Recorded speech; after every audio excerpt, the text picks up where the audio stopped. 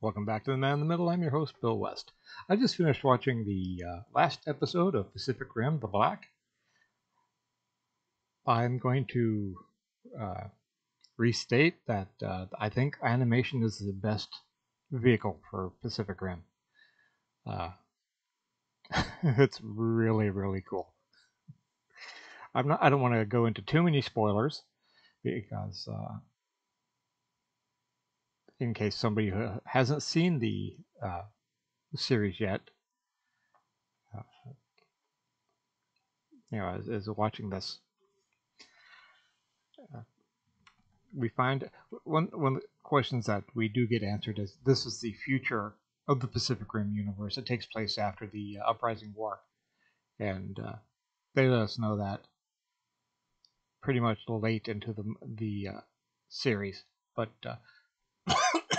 it's not a sideways. It's not alternate history. It is the future, which cool.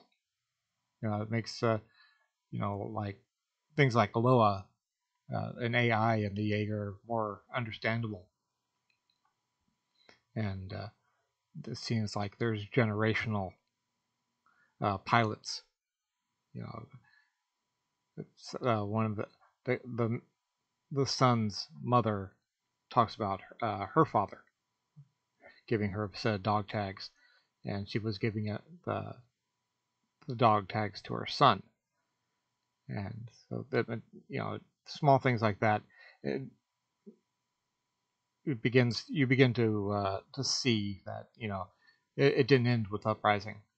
And in fact, things looked like they got progressively worse, especially for Australia, where breaches were opening all over the place, and the smaller horse size they look like horse-sized kaiju uh, running all over the place, and bigger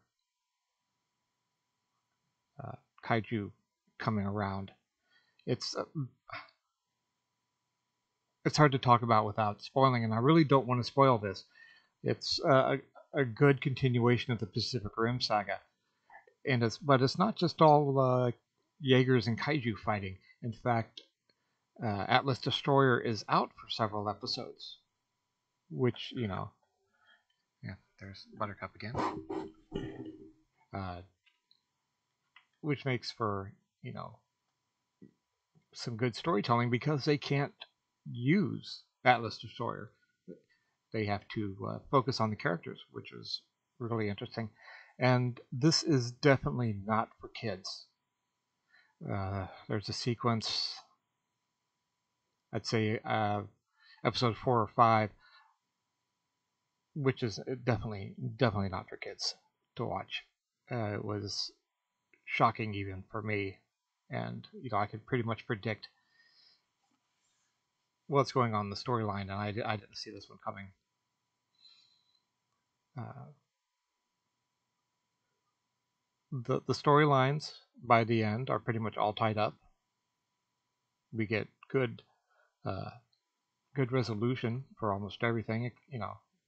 There's one or two, uh, but then again, I'm not going to tell you what they are because I want you to see the series, and it sets up season 2, if there is a season 2, quite nicely. I hope there is a season 2.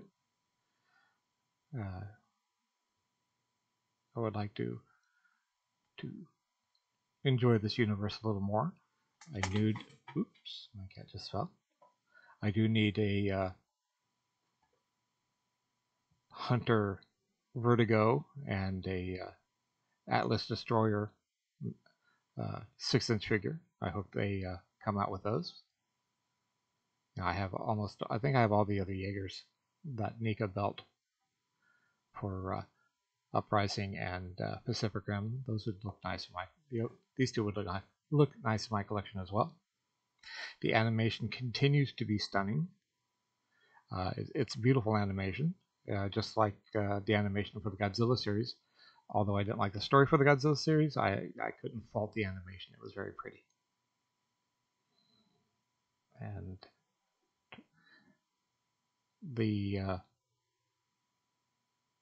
characters, by the end, we see some growth and the characters, which is good because a lot of animation you don't really see the kind of personal growth that these characters went through. And it's 7 episodes. I can't remember exactly how long the episodes are. I think they range between 20 and 30 minutes. I just went ahead after the first episode, went and streamed them all together, pretty much like a series, like a movie. And I think that's the best way to do it.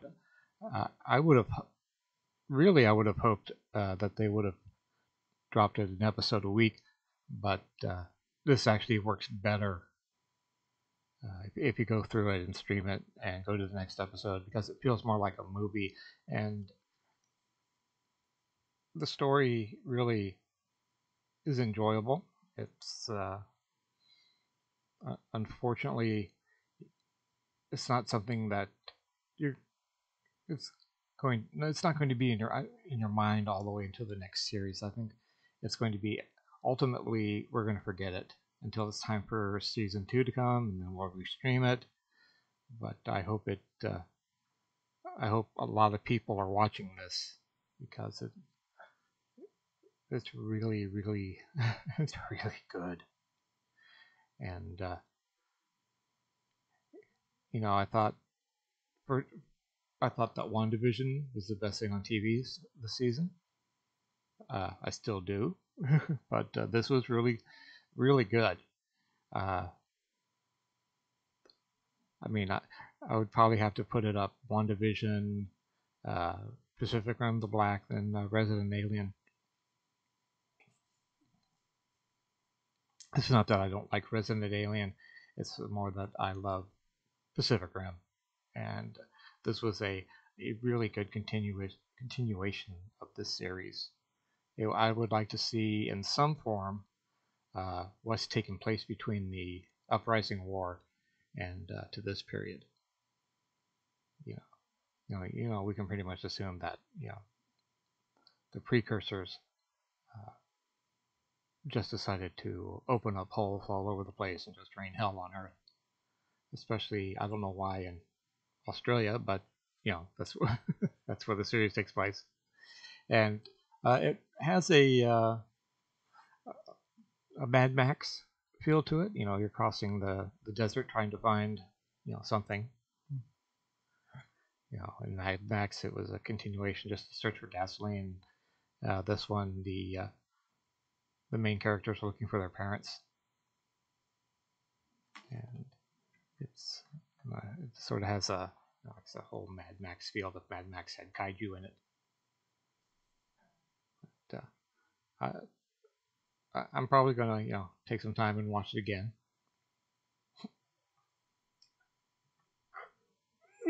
Maybe. And forgive a couple. So, like I said, really good series. Uh, don't be. It's only 7 episodes. Don't be afraid to get into it. It's not like it's there and it's done. And animation fans, you should love it. Pacific Rim fans, you should love it. So, yeah, go ahead and get into it. All right. This is a little longer than I wanted, and I'm rambling a little bit. So, uh, I'm a little fuzzy still. You all take care, and I will see you later today.